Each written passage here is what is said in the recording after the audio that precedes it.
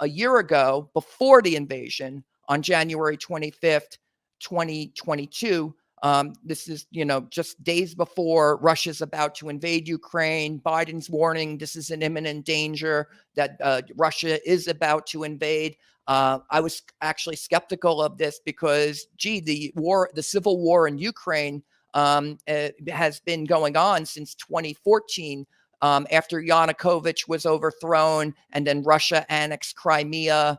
And so it's like, oh, why didn't they invade in 2014 or 2015 and 16, 17, 18, 19, 20? And Trump is saying in his speech, it's because I was there. Trump saying I was in office.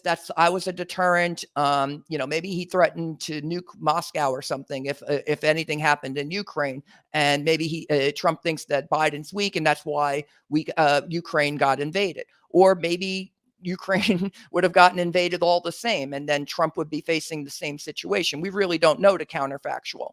But here was Biden a year ago, January 25th, articulating what the extent of U.S. involvement in Ukraine would and would not entail. Take a listen.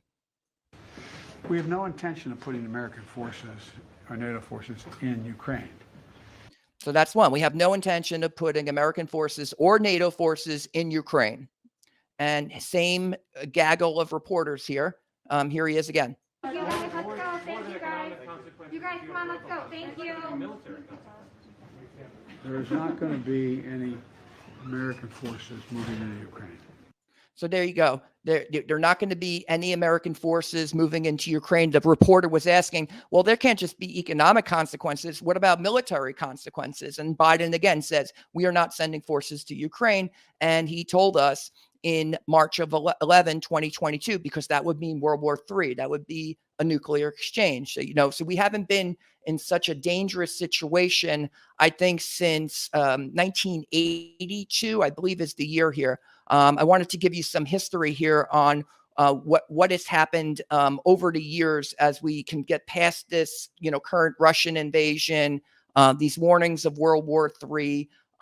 You have to go back to the Cuban Missile Crisis of 1962. But after that, when 1983, there was also a near accidental nuclear war that almost occurred when the Soviet Union's early warning system erroneously reported that the U.S. had launched a single warhead at Russia. It turned out it was a false alarm. It was never acted upon.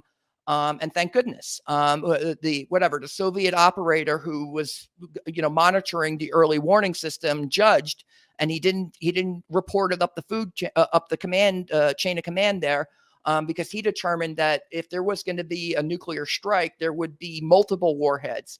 You wouldn't just fire one warhead. So he determined that it was an error in their early warning system, and it turned out to be true. We never launched a warhead at the Soviet Union in 1983 because maybe we wouldn't even be here right now. But before that, the Cuban Missile Crisis. So you have to go. There's been a few times during the Cold War where this has happened.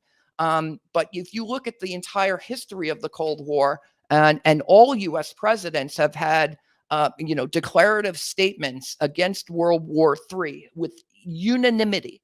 Harry Truman, Dwight Eisenhower, John Kennedy, Lyndon Johnson, Richard Nixon, Jimmy Carter, Ronald Reagan, George H.W. Bush, Bill Clinton, George W. Bush, Barack Obama, Donald Trump, and Joe Biden. They've all spoken out against this, and they frequently invoke the term Armageddon. And I wanted to go through some of these instances.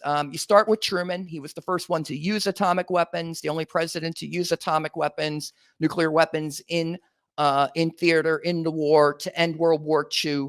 And he said in 1949, this is low-key statements by presidents. That of Truman after the Soviets first tested their weapon. This is actually 1949.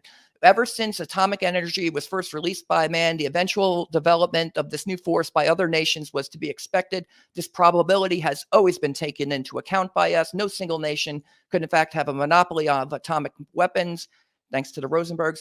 This recent development, I inserted that myself, by the way, this recent development emphasizes once again, if indeed such emphasis were needed, the necessity for that truly effective and forcible international control of atomic energy.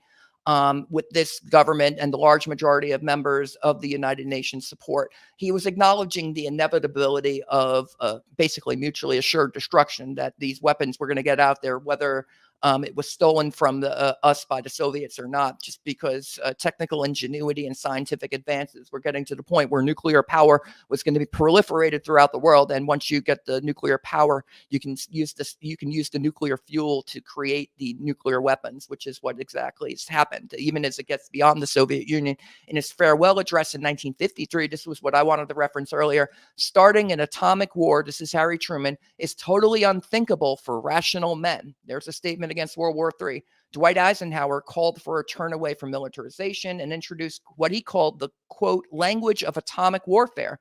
He says, I feel impelled to speak today in a language that, in a sense, is new, one which I, who have spent so much of my life in the military profession, would have preferred never to use.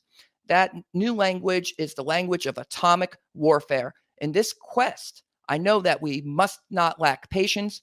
I know that in a world divided such as ours today, salvation cannot be attained by one dramatic act.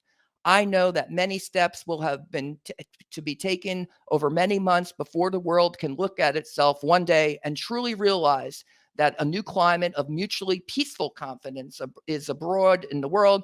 But I know above all else that we must start to take these steps now. The United States would seek more than a mere reduction or elimination of atomic materials for military purposes. It is not enough to take the weapon out of the hands of the soldiers. It must be put into the hands of those who know how to strip its military casing and adapt it to the arts of peace.